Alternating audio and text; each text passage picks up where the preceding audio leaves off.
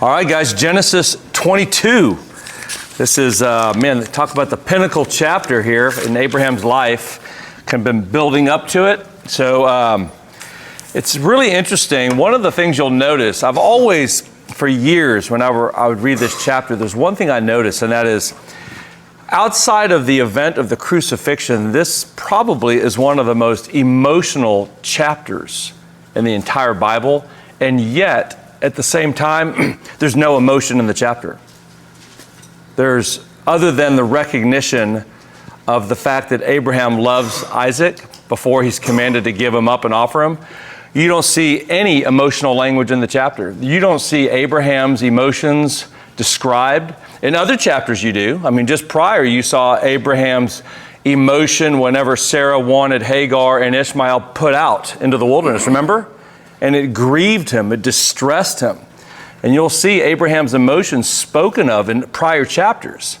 You don't see any emotion from Isaac. In fact, when you read Isaac in this story, what sense do you get when you just kind of watch it from Isaac's, how it's written about Isaac?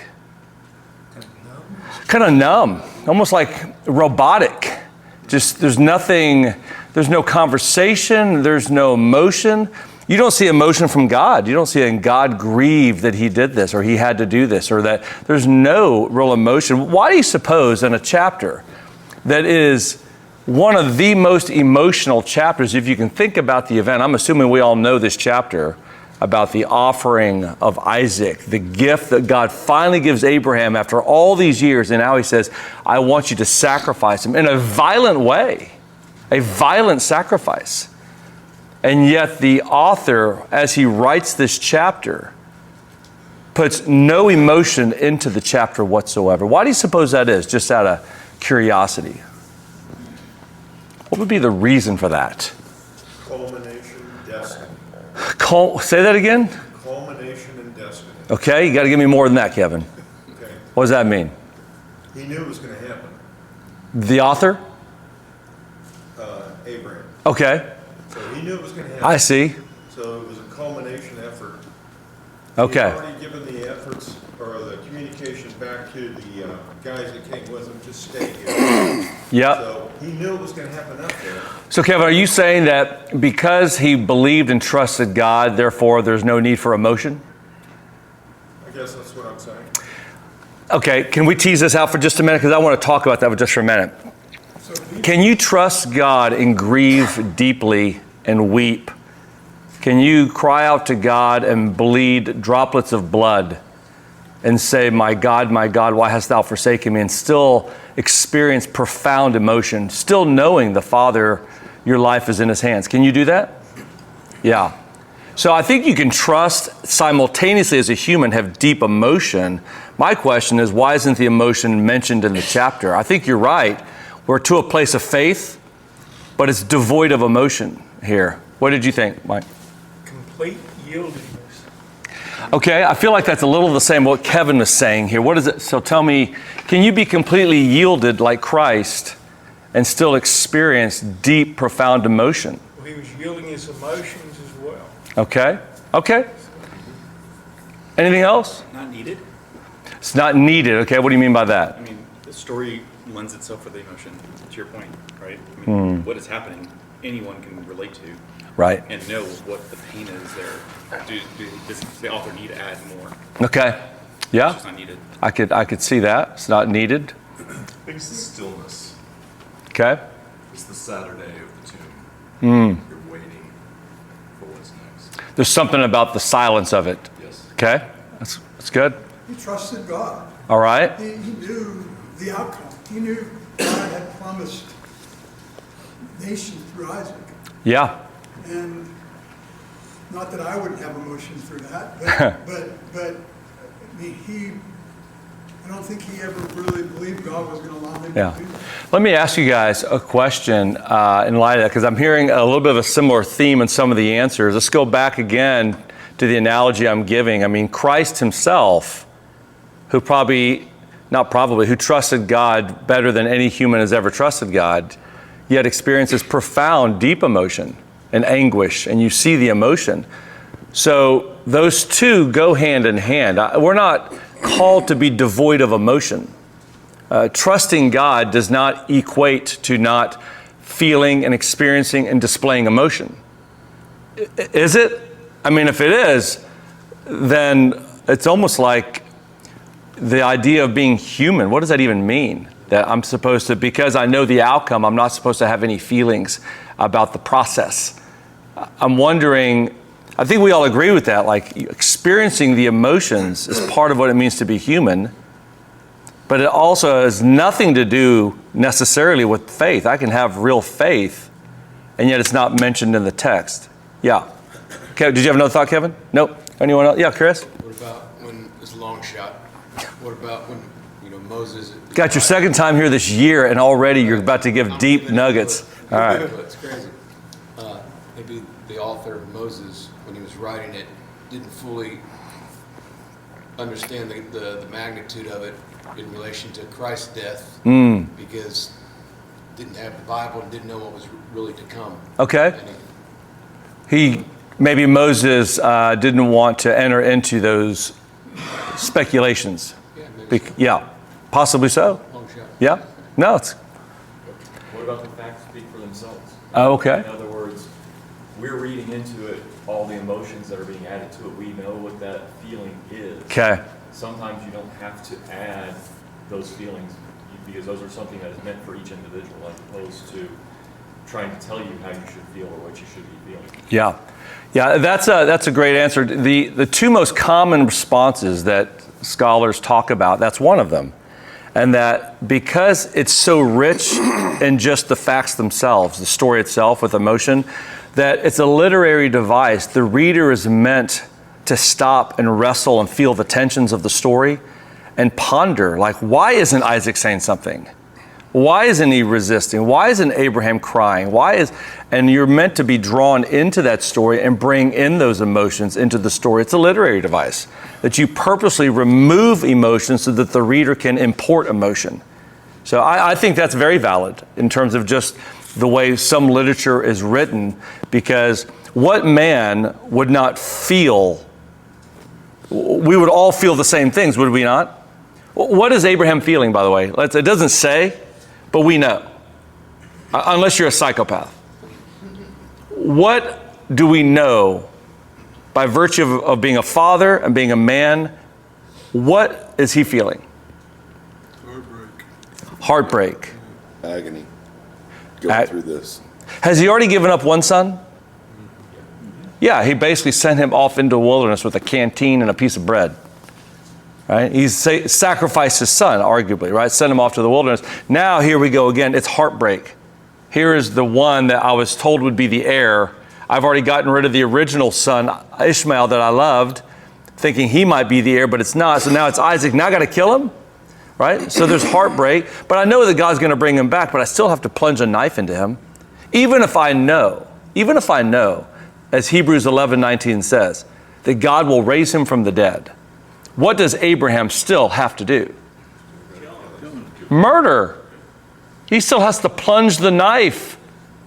And he's willing to do it. He's willing to go through the process of watching the anguish of his son. Do you think that the father grieved watching the sufferings of his son on the cross, even though he knew on the third day he would rise from the dead? Do you think the father grieved? What do you think? Of course he did.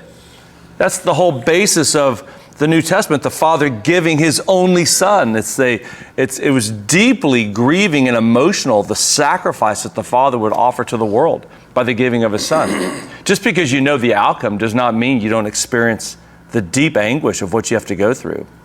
So yeah, I think he felt heartbroken. I think he felt fear, anguish. Anything else? What else might he fear? Or what other emotions might he have? His wife was mad. His wife was mad? There was a tension in the house over this. Well, that's probably true. I'm not sure he's thinking about Sarah right now, but I'm sure he's got his residual feelings from that. Yeah. Yeah, that's true. Jeff? It's like everything he'd worked for his entire life came up to this point, and he was going to lose it all. There you go. It's almost incomprehensible. Confusion. all this you have put me through, all the delays, all the waiting, all of this that I've gone through, now you want to take it all from me? Utter confusion. You guys ever been utterly confused? Most of the time. Like what? Most of the time. There's medication for that too, Dean. Yeah, it's utter confusion. Like, what is going on? This makes no sense to me. This is all that's going on. See, as the reader, we're meant to get into the story and don't just read through it and see Jesus in it and move on to chapter 23. You're supposed to, which he's in it, by the way. But you're meant to read the story, and we're meant to experience this with Abraham of what would it be like? What does faith look like in this context, right? Yeah. You might also have anticipation, knowing that God will provide, and how is God going to work through this? Yeah. How is God going to do this? Yeah. He knows somehow I'm coming back with my son. How's that going to happen, right? All kinds of things. What's that? Does he know for sure? Well, Hebrews says, he does say this, we will return. He does say that they're going to come back he says to the servants. Do we know he's really thinking, I know we're coming back? Well, I mean, this is the part where we just have to assume when he and Isaac are leaving and he tells the servants, we shall return. Well, and he told Isaac that God will provide. Right. Yeah. What else? Anyone else? I wanted to start. Yeah, Grady. Everything's been said. I just put myself in that position, and you know, when you're burdened with heavy things, you get quiet sometimes. And I put myself in walking up that mountain, and that's why there's not showing any emotion, because he's, you know, the weight of the issue is just on him. Yeah. And so there's nothing to be said. And Right. So I just think, you know, how burning that must have been. So that's why I don't think there's really any emotion. He's just quiet and doing what he's supposed to do. I think that's a good comment, Grady. I think as a man, I think we could maybe explain the silence in that sense. The author still strips the emotion from it, but you can see why Abraham isn't talking a lot. At the same time, you don't have Isaac talking much other than, you know, he's going to ask one question, and that's it. So I'm saying this just to say, as we go through this, let's all put ourselves in it. The second element of this is that I think because this is the culminating story of faith, purified, refined faith and trusting God, one of the elements of this is that faith is not meant to be driven or motivated by emotion. That emotion is important. Emotion follows us oftentimes, but faith and emotion are two separate things. They're not the same thing. Faith is an act of obedience. It's an active word, right? To trust God is something, this chapter is more concerned with what is Abraham going to do than what is Abraham going to feel. And that might, in our 21st century sensitivities, not sound, sensitive enough. But that is what faith is. It's an act of obedience in the midst of a swirling sea of emotions. It's what will you do when the thing you love the most, when the thing that is your grounding peace in this world is gone, when God points to that thing and says, it's time for me to have that. Right? How will I do? That's Genesis 22, right here. So let's look here in verse 1. First three words. After these things, God tested Abraham and said to him, after what things? A lot of discussion about how far back. Is it going all the way back to the beginning of Abraham's life? Is it a summary statement, after these things? I think there's a sense where it is. I think it's going all the way back to the beginning of Abraham's call, all of his disobedience, all of his faithfulness, the ups and the downs of his life. After these things, now what? God tested Abraham. So in one sense, I think it goes through the entirety of his life. In a contextual sense, I think it also goes to the immediate context, which is, what is the last thing Abraham does here after the incident with Abimelech? Remember what it says? Verse 33, Abraham planted a tamarisk tree in Beersheba, and there he called on the name of the Lord, the everlasting God. Abraham finally, he's got his son, he's planted this tamarisk tree, there's a sense of permanence, he has accepted God's call and God's will. He is finally in a place of what in his life? Stability, peace. He can finally take a deep breath. And right when he's ready to take a deep breath, what's it time for? Time for that test, right? Because our faith is most shown not when we have little, but when we have much. See, faith is most challenged when we have much, not when we have little. When you have little, what are you willing to sacrifice? Whatever else I got. Take all of me, Lord. I mean, I've got nothing. She left already. I lost my job. My reputation's shot. I can't go anywhere without being despised. But Lord, I'm all yours. Wow, thank you for the sacrifice. See? It's when you have much. And I'm not downplaying that. Obviously, many of us, God has found us in the bottom of the well. He's found us in the pit when we did not have much and we realized you're all I have. You're my all in all. Right? But it's when the testing of one's faith, when one has much. It's Job. When Job had much, the wealthiest man had all his children, the family, the name, the reputation. He had it all. Right? Now, Satan says, yeah, you let me go test him when he has much, not when he has little. And let's see what he does. So here, Abraham finally catches his breath. After these things, God tested Abraham and said to him, Abraham. Now, 3 times you're going to see this phrase, here I am. It's not in the Hebrew, it's not just a acknowledgement of, I'm right here. What that means is, it's a phrase that means I'm fully present. I am available. I'm available. What does that mean? I'm available. I'm fully present and available. What's he saying? Lord, I'm ready. What is it, Lord? What do you have for me? I don't even think Abraham in his wildest dreams would have guessed what it is that the Lord wants. If anything, he might have said, hey, I want you to get your things. I want you to walk 7 days. And he'd be like, whatever you want, Lord. I don't even think he expected this. It's kind of like remember when Jesus, he's telling the disciples what's going to happen? He becomes absolutely clear. And he says, they're going to take the Son of Man and they're going to beat him. Right? They're going to torture him. They're going to kill him.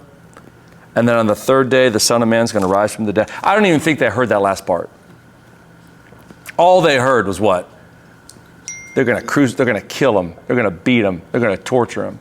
Right? I don't even think they heard he's going to rise from the dead because they were confused. This will never be. This will never be. You're going to rise from the dead? Tell us about that, Lord. How's that going to happen? They didn't even hear that. That didn't even fit their categories. All they knew is that the one thing they wanted more than anything was to be with this one man that they loved, Jesus. And Jesus is saying, they're going to kill me. It's the last thing in the world they thought would happen. Well, yeah. This is also confirmation, I think, from verse 33. Okay. Because when he says he's calling in the name of the Lord, he calls out, here I am. It's good. It's just a confirmation. Yeah, that's great. Of that verse. Careful that you call out on the name of the Lord. He may call back. We could title it that. Be careful who you call. So look what happens here. That's great, Kevin. I like that. Great insight there. Verse 2, he says, take your son, he said, here we go again, your only son, Isaac. Here we go again, whom you love. There's the one statement of emotion in the chapter. Whom you love. Take your son, your only son, whom you love. What is the text setting up? Of all the things in this world, Abraham, of all the things in your life, the one thing that means more to you than anything else is the gift of your son. Do you love the gift or do you love the giver? Which one do you love? Take your son, your only son, whom you love. Go to the land of Moriah. Offer him there as a burnt offering on one of the mountains I will tell you about. Could you imagine? You're going to see, he says, here I am, Lord. I'm available, whatever you want. So what's the response? Verse 3. So Abraham got up early in the morning. It doesn't say, so Abraham said, could you say that again? I'm not sure I heard that correctly. You know, he doesn't take God to Ethics 101 and thou shalt not offer human sacrifice. He's not trying to get in an argument with God and try to understand, what are you asking me to do? It is perfectly clear. Abraham has heard the voice of God in the past. He knows exactly what God just said. And all you see in this chapter is a response of obedience. Not devoid of emotion. I'm sure the impulse of what Abraham felt the moment he heard that. What do you think he thought and felt the moment he heard? Offer him as a burnt offering. Pain. His heart sunk. Just confusion. What? All of that's going on inside of Abraham.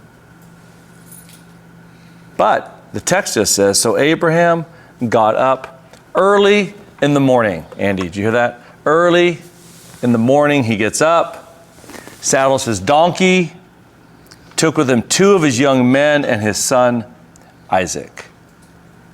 He split the wood for a burnt offering, set out to go to the place that God had told him about. So if you got a pen, y'all just write the word obedience. That's all this is just immediate obedience from Abraham. Faith is not, let me say it again, faith is not the absence of emotion. It's the ability to obey in spite of emotion. Okay? Have you guys ever done something that you knew you needed to do, but everything in you did not want to do it? You ever had to do that? Like in your flesh, in your mind, in your pride, the last thing you wanted to do was go to this person, go rectify something, go make it right, go apologize to somebody when everything in you doesn't want to. Right? Have you ever done that? And then you do it.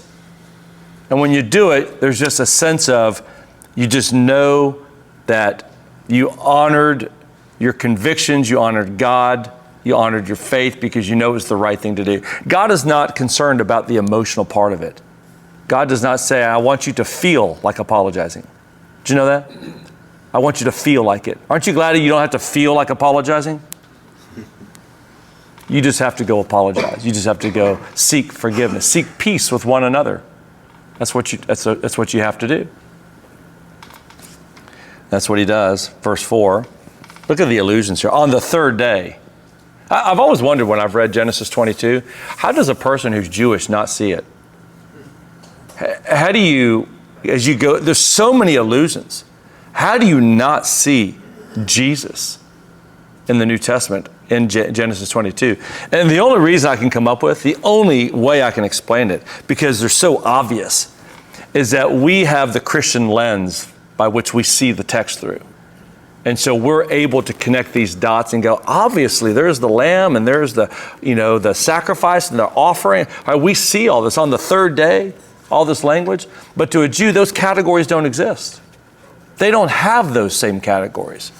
And so there's a different lens that they see through.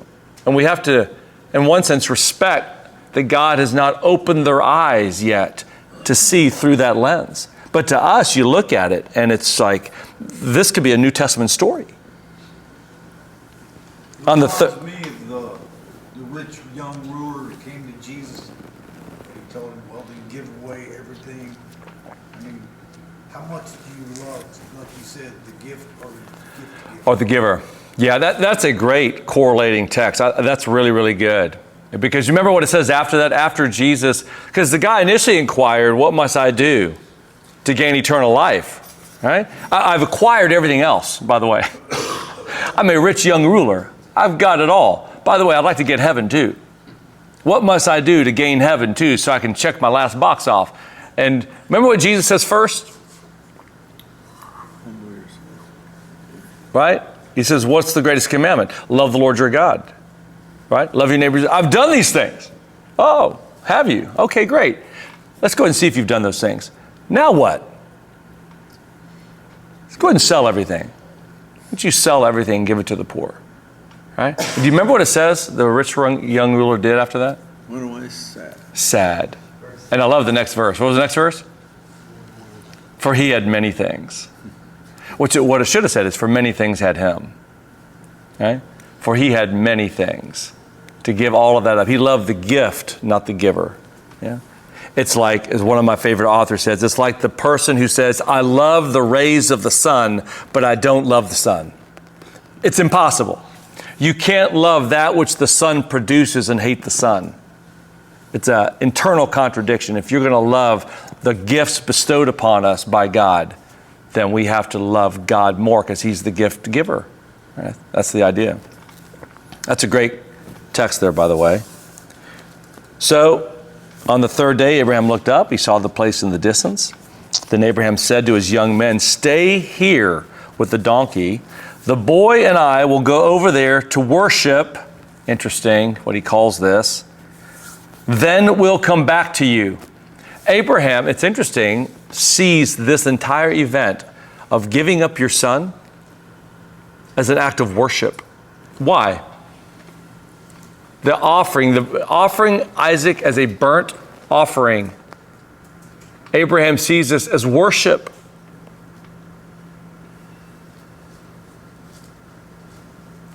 Why? Covering of sin. What's that? Covering of sin. Well, the offerings in the past obviously were for the covering of sin. So there's an allusion to that. What is worship all about? Or let me say, who is worship all about? It's God. He sees that this very act that he is called to do is all about the glorification of God.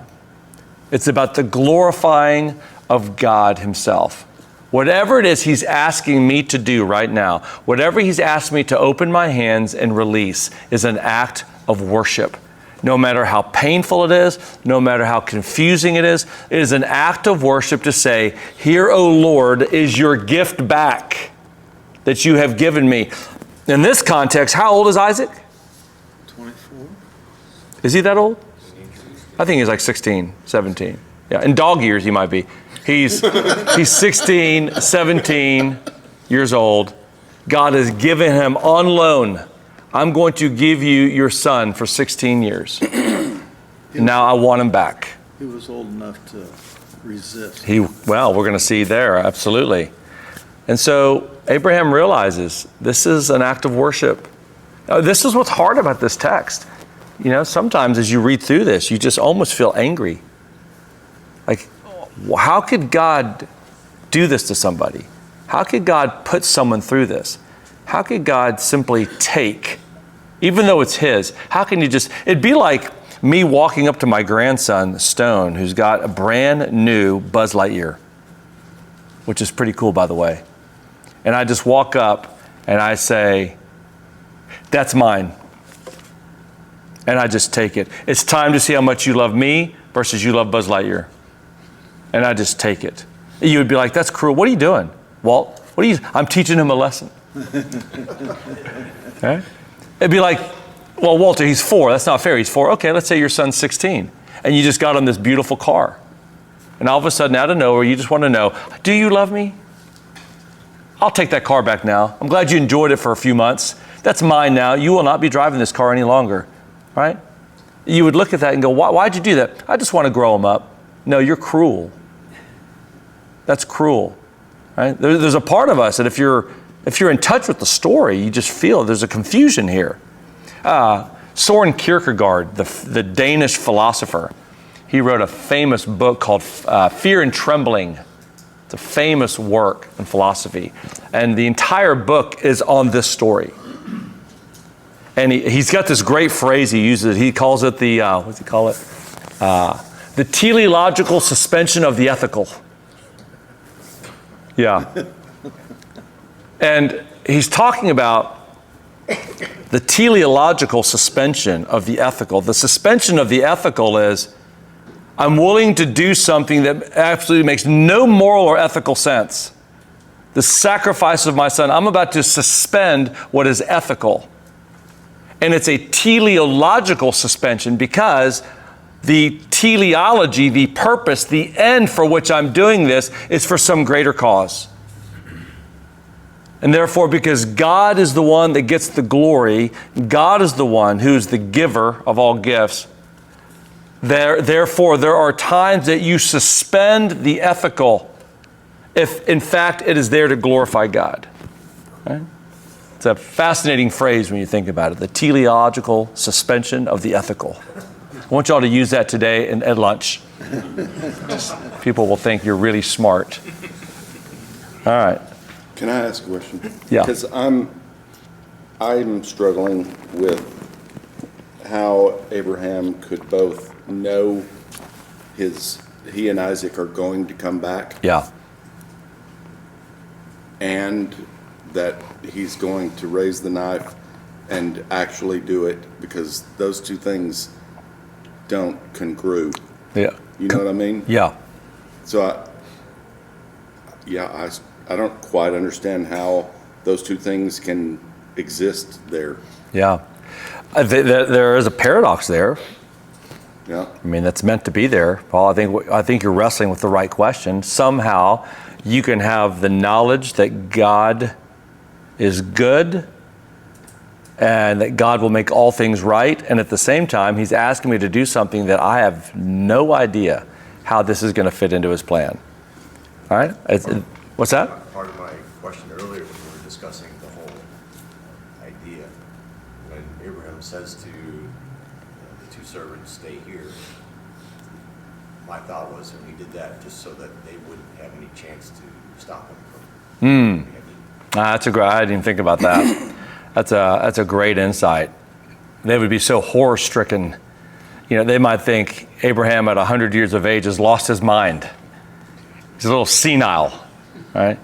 He's forgot to take his meds that day, right? Well, who knows? You're right. Here are these two younger people going, what are you doing? This is the gift that God has given you. You've been talking about this, and now you're going to kill Isaac? Are you out of your mind? That's a great point. Yeah. Is it possible that he is just saying we will come back so that they don't know what he's going to do, and so his son doesn't know? Maybe. I think, though, I mean, I could see practically what you're saying. I really think that the text is trying to communicate to the reader that Abraham just believed that God would make this right. Whatever that looks like, Paul, I think he believes God in the end is going to make this right. And what that looks like is my son is going to come back with me. I mean, Hebrews does tell us, it interprets this for us. It said that Abraham believed that God would have raised him from the dead.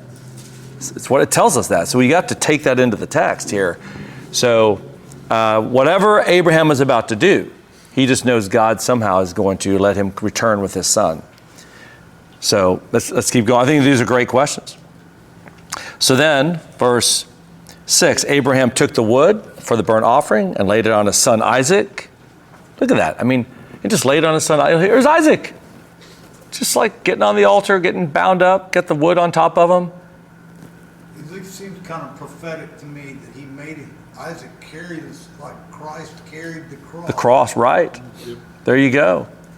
I mean, these are the illusions we're talking about, right? He's carrying the wood. And look at this. In his hand, he took the fire and the knife, and the two of them walked on together. Just feel that statement. He's got the fire, he's got the knife, the wood. He's walking with Isaac. Silence, as Matt said, there's just a silence there. Then Isaac spoke to his father, Abraham, and said, "My father." And he replied, "Here I am." Not, "Hey, I'm right here next to you." But in the midst of his own grief, confusion, and shock, he still has the ability to be fully available and present for his son. Here I am. I'm right here. And he says, but the fire and the wood are here, but where is the lamb for the burnt offering? Abraham answered, God himself will provide the lamb. Boy, underline that. Did he provide the lamb, by the way? This is where we stand on the chairs and start dancing. All right? God will provide the lamb for the burnt offering, my son. Then the two of them walked on together. That's all Isaac needed to hear. Nothing else. How, Father, will he provide the lamb? Where's the lamb, Father? I don't see the lamb. I see the wood. I see the knife in your hand. I see the... Where's the lamb, Father? He doesn't push back. It's just, even Isaac, it's submission. Submission. The other point here is that Isaac had been taught already about sacrifice. Mm-hmm. He had been taught about when we have an altar, when we have fire, we're going to have a sacrifice. I mean, it's already known that. He's been taught that by Abraham. Yeah. So that's why he comes to this. He says, where's the offering? Yeah, where's the lamb? Right, he's looking for it. Obviously, we're about to go worship. He told his son, he heard him say to the servants, we're going to go worship. Right? Where's the animal? Where's the lamb? His first rodeo. Yeah. So now look, when they arrived at the place God had told him about, Abraham built the altar there, arranged the wood. He bound his son Isaac and placed him on the altar on top of the wood. Then Abraham reached out and took the knife to slaughter his son. The angel of the Lord called to him from heaven and said, Abraham, Abraham. And he replied third time, what? Here I am, fully available, fully present. What is it that you want from me, Lord? Nothing. His faith. It's meant to show you that his faith before, during, and at the pinnacle, the climax of the story, Abraham's faith has remained steadfast. Yeah. When it says the angel of the Lord, who is that talking about? Yeah, it's a great question. The angel of the Lord oftentimes, and probably rightfully so, is a Christophany. It's the presence of Christ in the Old Testament. We could do just a whole study on just the angel of the Lord. That is likely who this is. It's the presence of Christ in the Old Testament. Now that is, again, taking the Christian lens, right, Andy? And looking at the Christian lens backwards and being able to see it through. A Jew obviously would not say that.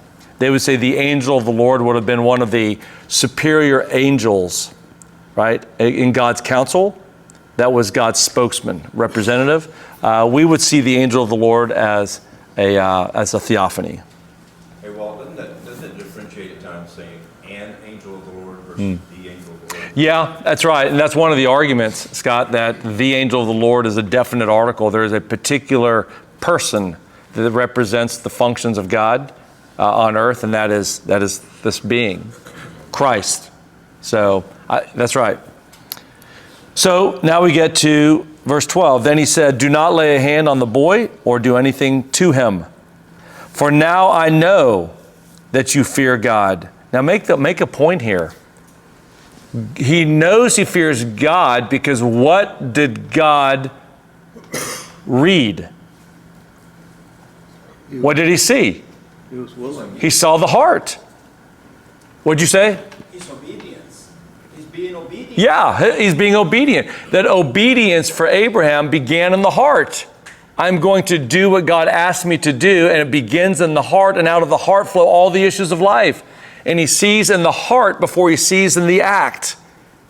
And he stops him from the act because just as the heart now has already committed the act, God sees it as righteousness. That is obedience. That's why Jesus, by the way, could say, you have heard it said, thou shalt not commit adultery. I tell you, of what?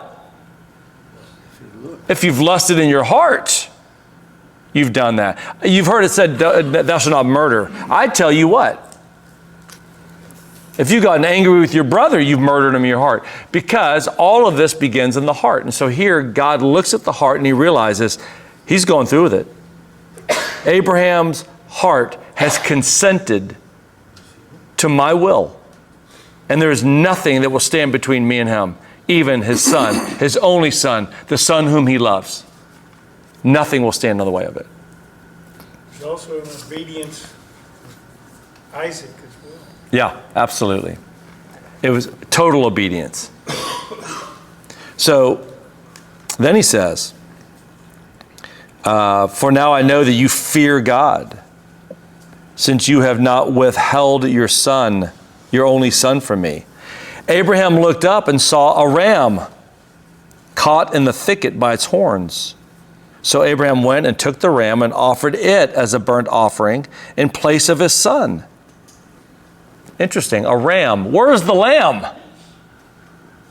Remember earlier? Isaac says, where's the lamb? God will provide the lamb. Now, there's a ram, not a lamb. What? What does that mean? What do you think the text is alluding to? Will God provide the lamb? Just not right here. See, a ram was sufficient for Isaac, but a lamb is going to have to be what's sufficient for the world. Because at the end of this text, look what it says here, verse 18. All the nations of the earth will be blessed by your offspring, Abraham. How will all the nations of the earth be blessed? Jesus. Through Christ, the Lamb. See, that will be the lamb that will be provided. So although the ram might be sufficient for Isaac as a sacrifice, the lamb is still yet to come. That's the lamb. God will provide the lamb. Backing up to verse 12, why couldn't it have said, now I know that you love God? Yeah. Why fear? Yeah, that's a great, you know, when Paul talks about that we should work out our salvation with fear and trembling, or when Mary Magdalene saw the empty tomb and it said, and she had fear, right? Whenever she saw that. No, when she saw Jesus, it said she had fear. That word that's used there is the idea of not afraid. It's the idea of an awe. An awe. That there's something like, work out your salvation with fear. Why? Because what God has done is so awesome and amazing and so beyond what you could ever imagine. Work it out with the recognition that God did no small thing for you. That God gave the greatest sacrifice He could possibly give for your life. So work this out with this awesomeness. It's not with an afraidness. This is the same concept here. Now I know that you see me how? Not like you're afraid of me, but what? You are the God of all of creation. You are the everlasting God, right? You are Yahweh. You are greater than all things. That's what he's talking about here. He realizes there's nothing in this world that eclipses Abraham's view of who God is now. Nothing. Yeah, Travis. While we're in verse 12, it says, you've not withheld from me your son, your only son. We know he had another son. So what is the significance of the statement in regard to Isaac versus Ishmael? It's a great question. It's because he's referencing the covenantal son, not the biological son. He's obviously had more than one son, but he's talking about the covenant. This is why at the end of it, the covenant says, all the nations of the earth now are going to be blessed because of you, right? So this section closes out with once again, the covenant promise. So it's a great question, Travis, because this is the highlight of the covenant promise of God, that I will give you a son, your only son, because there's only one son that the promise will come through, right? But I think that's the idea. It's a great question. So then we get to verse 15. Then the angel of the Lord, is that right?